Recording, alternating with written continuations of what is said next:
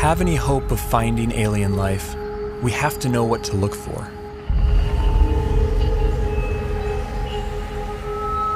But where do we begin? How do we narrow down a seemingly infinite set of possibilities?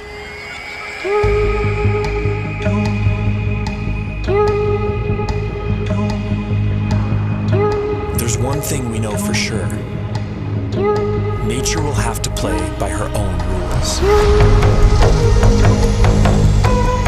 No matter how strange alien life might be, it's going to be limited by the same physical and chemical laws that we are.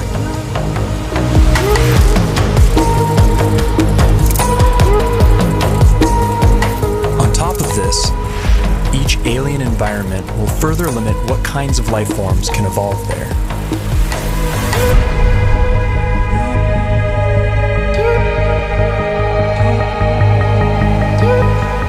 Despite these natural boundaries, the possibilities are staggering to imagine. Trillions of planets, each a unique cauldron of chemicals undergoing their own complex evolution.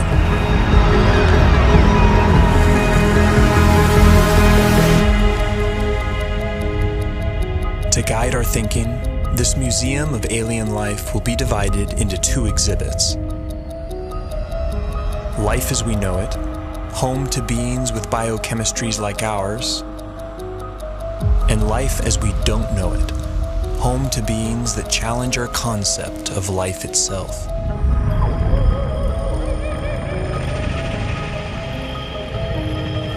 Before we venture too far into the unknown, we have to ask ourselves, what if alien life is more like us than we think?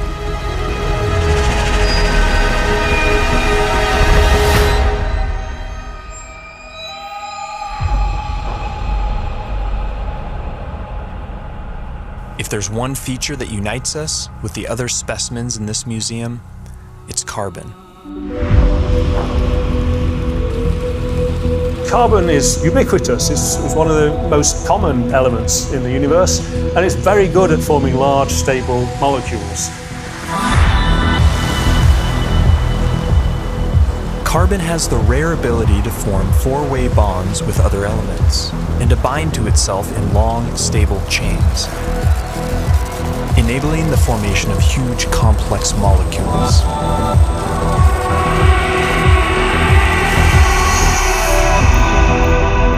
This versatility makes carbon the centerpiece in the molecular machinery of life. And the same carbon compounds that we use have been found far from Earth, clinging to meteorites and floating in far-off clouds of cosmic dust.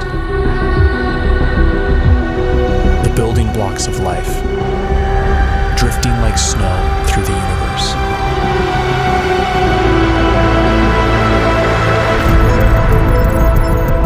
And if alien life has selected other carbon compounds for their biochemistry, they will have plenty to choose from. Scientists recently identified over 1 million possible alternatives to DNA, all carbon-based.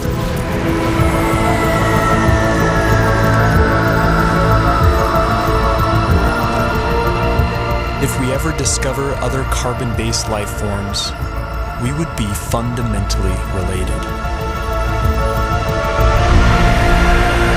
They would be our cosmic brethren.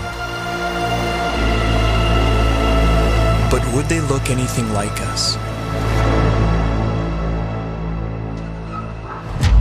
If they hail from Earth-like planets, we could share even more in common than just our biochemistry. What would life be like on other planets if it has evolved? Would it be like the world today here on Earth? Or would it be completely different? There are those who argue that from the argument of convergent evolution, if conditions on other planets are similar to here, then we would see very similar life forms.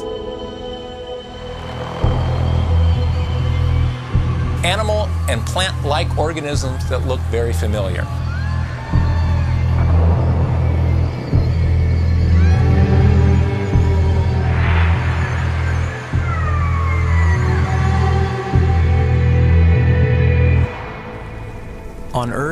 certain features like eyesight, echolocation, and flight have evolved multiple times independently in different species.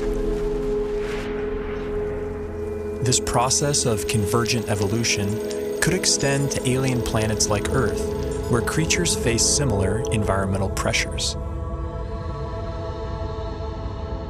It's no guarantee, but there could be certain universalities of life. The greatest hits of evolution on repeat across the universe.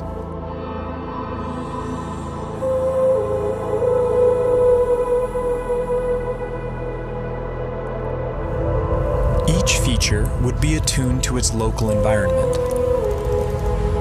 Dimly lit planets would produce huge eyes to suck in extra light, like nocturnal mammals. Some people have gone so far as to say that human-type organisms, humanoids, will occur on other planets.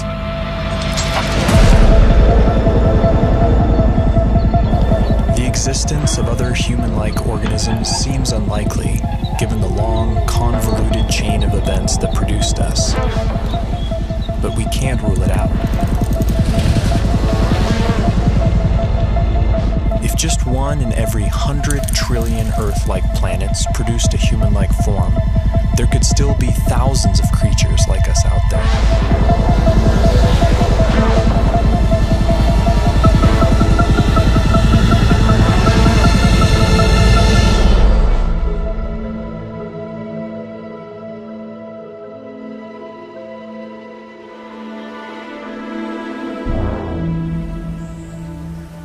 Convergent evolution is also rampant in plant life, and C4 photosynthesis has arisen independently over 40 times.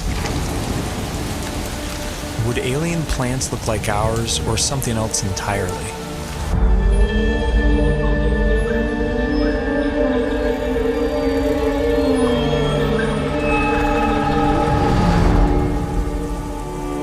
On Earth, plants appear green because they absorb the other wavelengths in the sun's light spectrum. But stars come in many colors. And alien plants would evolve different pigments to adapt to their sun's unique spectrum.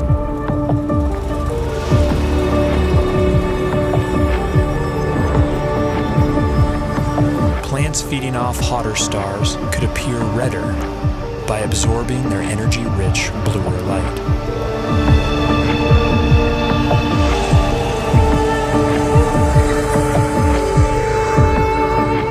Around dim red dwarf stars, vegetation could appear black, adapted to absorb all visible wavelengths of light.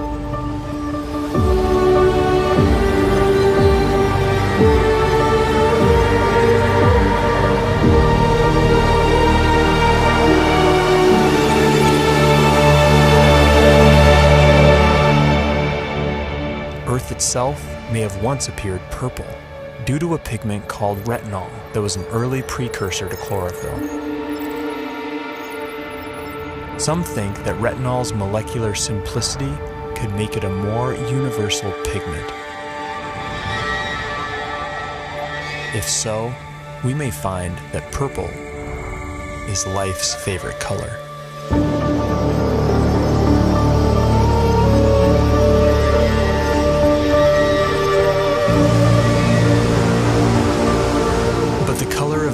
Vegetation is more than just a curiosity. It's chemical information that could be seen from light years away.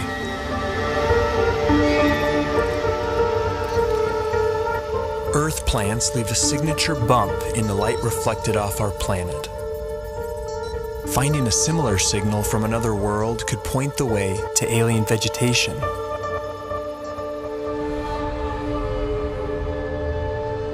Perhaps this will be our first glimpse at alien life, a vibrant hue cast by a distant world.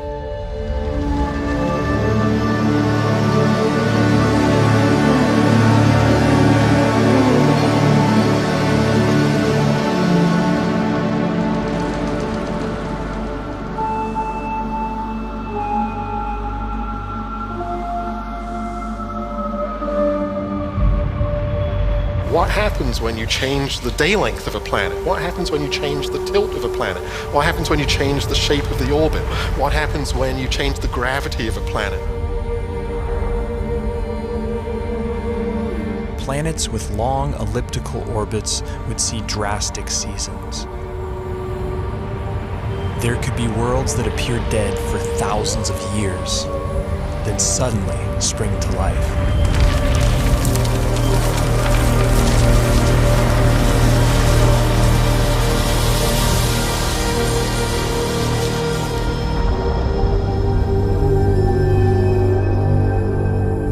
Most of the rocky planets discovered so far have been massive super-Earths.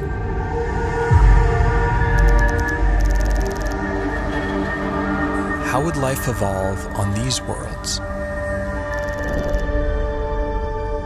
In the seas, gravity may not matter much at all.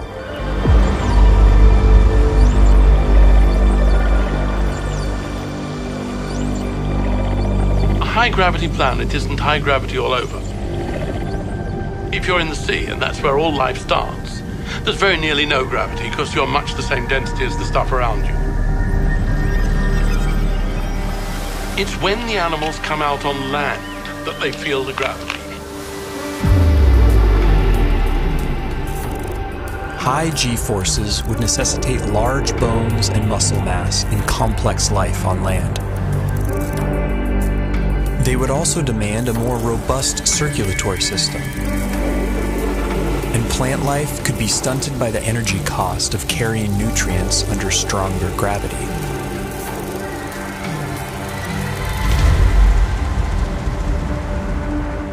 Low-gravity planets would more easily lose their atmospheres to space and lack a magnetic field to protect from cosmic rays.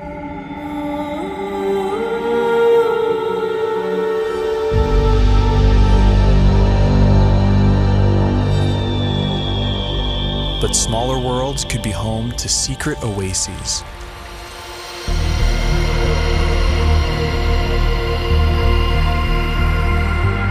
Huge cave systems that provide hideouts for life.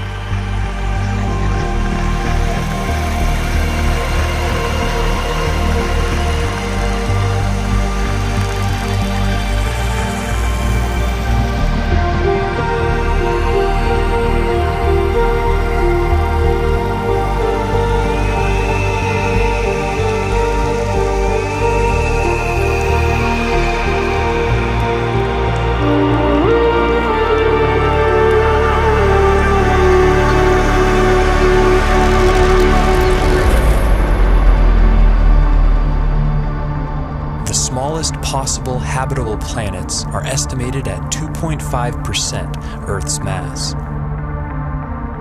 If surface life does evolve on these worlds, it could be a sight to behold. Plant life could grow to towering heights, able to carry nutrients higher in lesser gravity.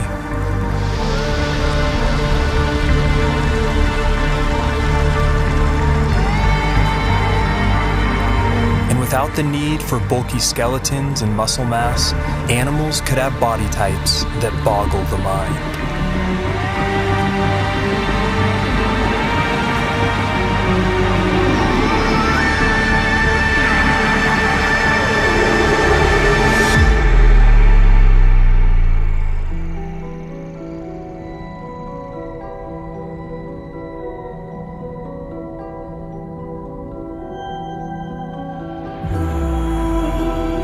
Here on Earth, it took 3 billion years for evolution to produce complex plant and animal life. Simpler organisms are hardier, more adaptable, and more widespread.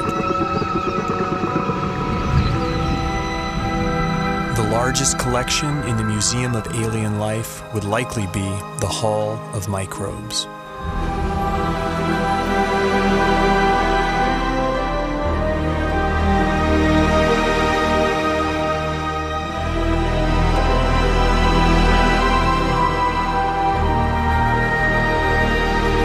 Finding even the tiniest alien microbe would be a profound discovery.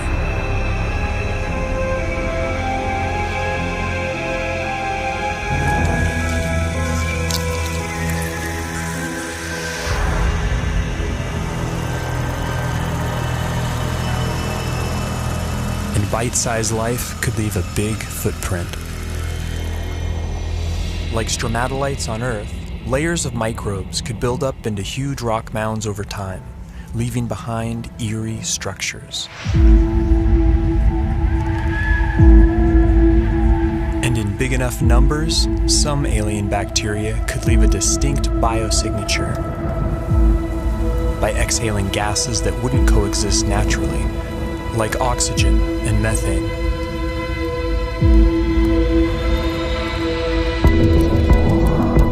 There's ways to make oxygen without life, there's ways to make methane without life, but to have them in the atmosphere together is almost impossible unless you've got biology making those gases at the surface.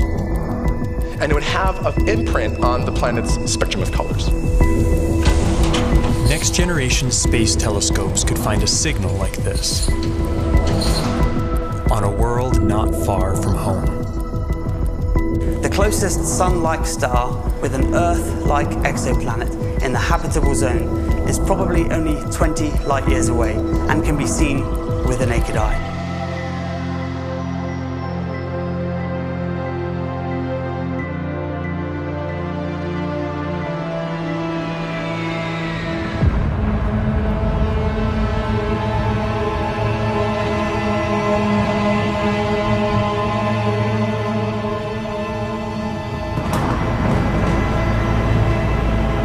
Most brown dwarfs are too hot to support life as we know it, but some are just cold enough.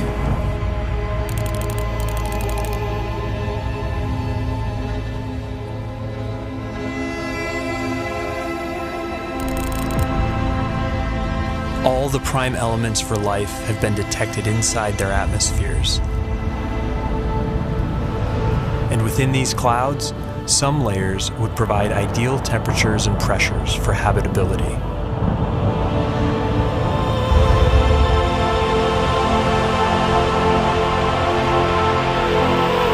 There could be photosynthetic plankton in these skies, kept aloft by churning upwinds.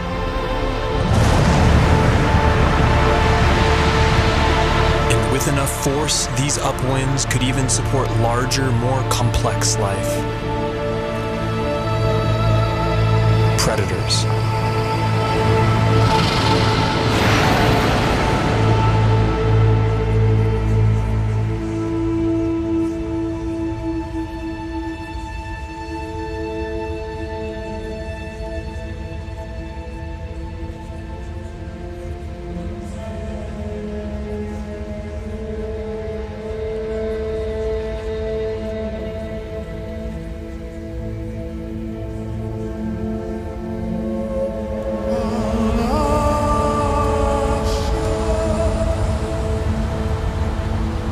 This raises a crucial question. What if we've been looking in all the wrong places? What if nature has other ideas?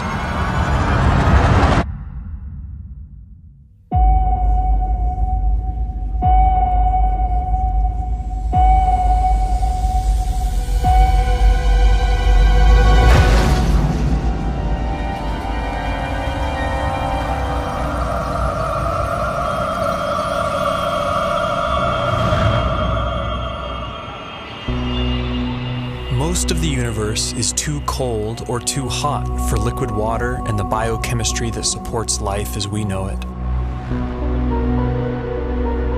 But in case our biases are misleading, we have to cast a wide net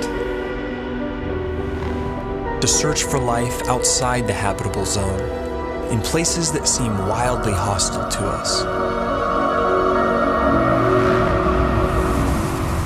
Exotic environments will demand exotic biochemistries, and while no element can match carbon's versatility, one contender is a frontrunner.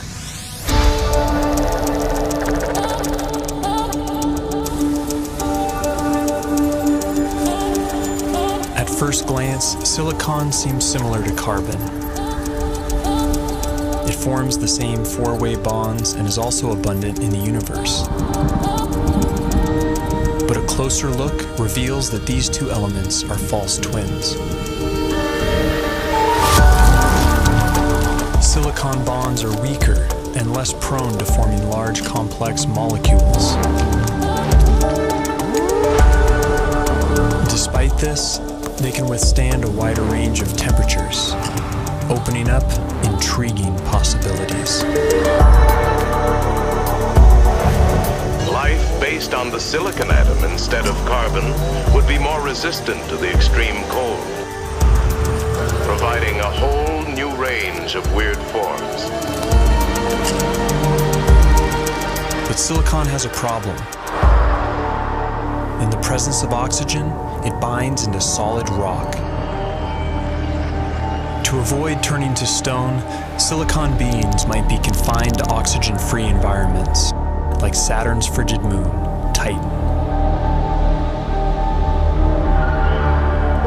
Its vast lakes of liquid methane and ethane could be an ideal medium for silicon-based life or other radical biochemistries.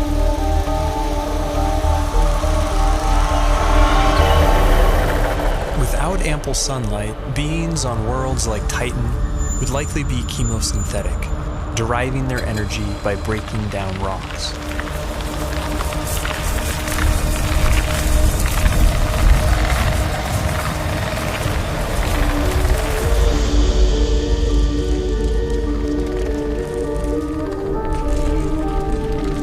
Such life forms could have ultra-slow metabolisms and life cycles measured in millions of years.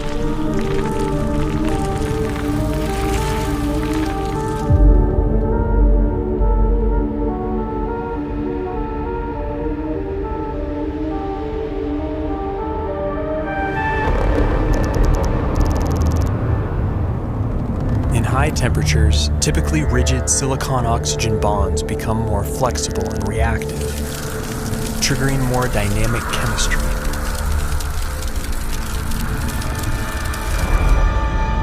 This has led to a truly bizarre proposal: silicon-based life forms that live inside molten silicate rock.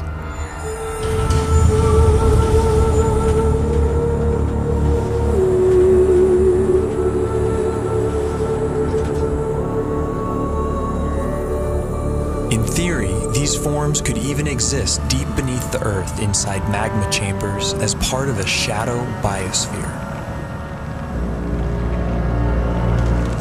If so, then the aliens are right under our noses.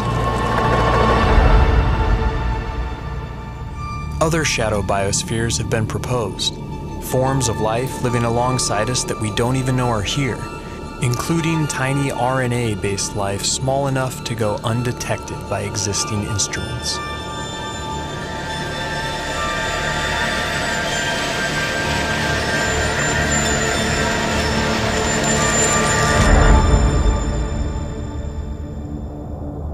Clouds of dust in empty space might seem like the last place you'd expect to find anything living.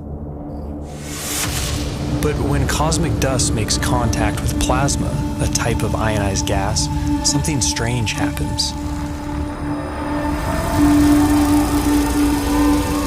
In simulated conditions, dust particles have been seen spontaneously self-organizing into helical structures that resemble DNA.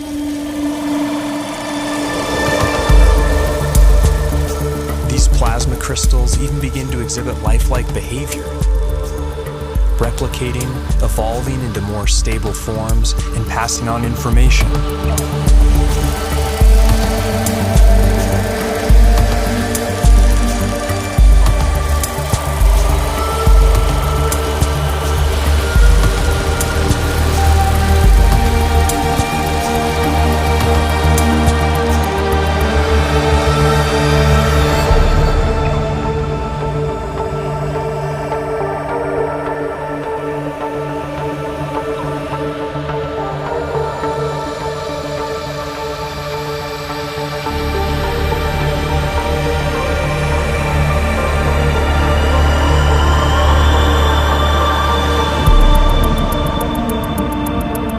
Plasma is the most common state of matter in the universe. If complex evolving plasma crystals really exist, and if they can be considered life, they could be its most common form.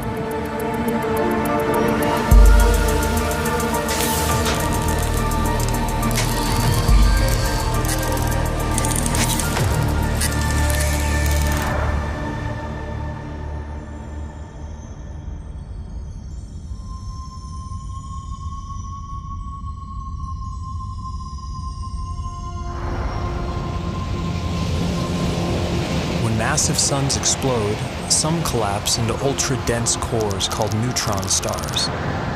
Hulking masses of atomic nuclei crammed together like sardines. Conditions on the surface are mind-boggling. Gravity is 100 billion times stronger than Earth's. But beneath their iron nuclei crust lies something strange. A hot, dense sea of neutrons and subatomic particles.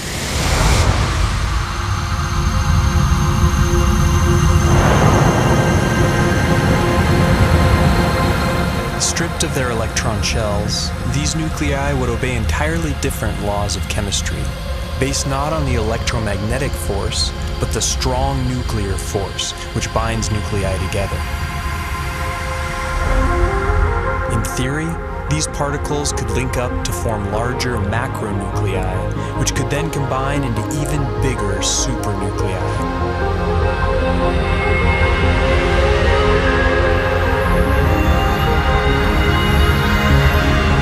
If so, then this bewildering environment would mimic the basic conditions for life: heavy nucleon molecules floating in a complex particle ocean.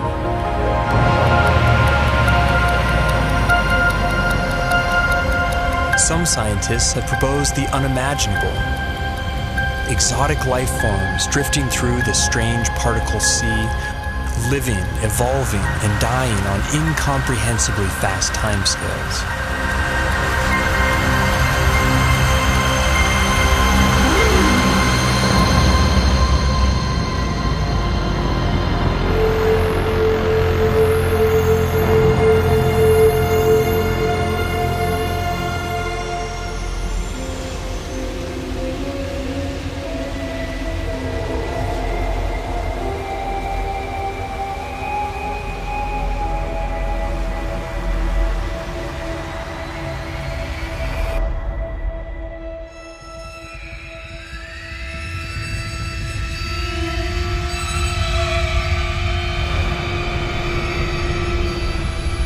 Life is not something that has to evolve naturally. It can be designed.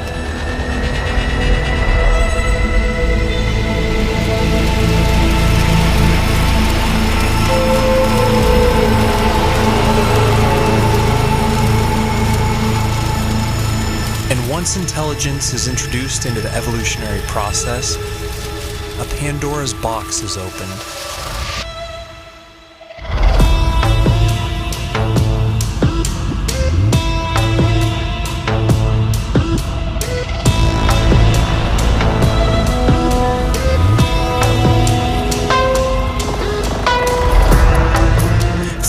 Typical biological limitations, synthetic and machine-based life could be the most successful of all. It could thrive almost anywhere, including the vacuum of space, opening up vast frontiers unavailable to biological organisms.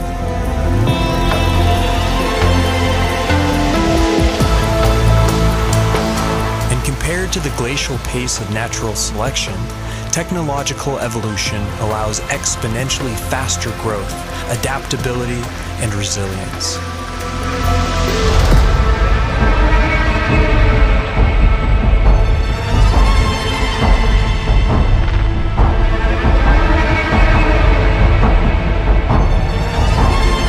By some estimates, autonomous self-replicating machines could colonize an entire galaxy in as little as 1 million years.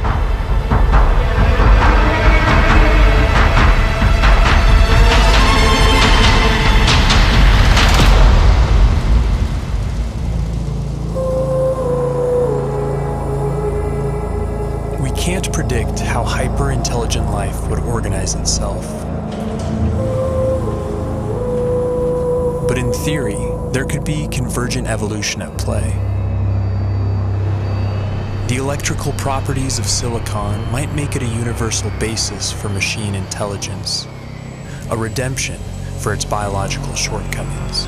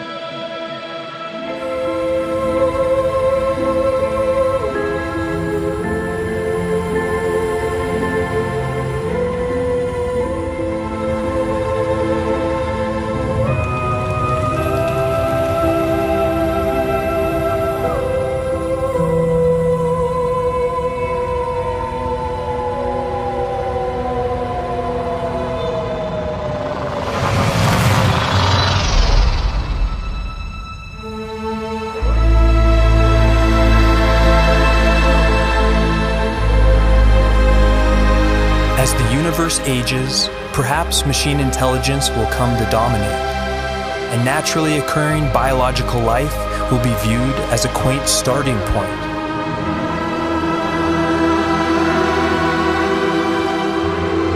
Perhaps we ourselves will lead this transition, and the great human experiment will be merely a first link in a sprawling intergalactic chain of life.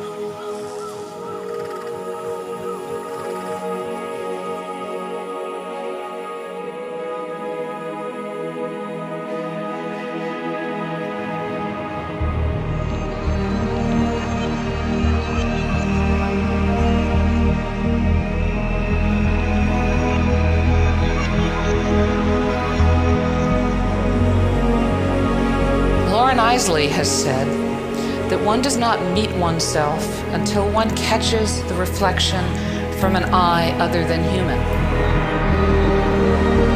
One day that eye may be that of an intelligent alien. And the sooner we eschew our narrow view of evolution, the sooner we can truly explore our ultimate origins and destinations.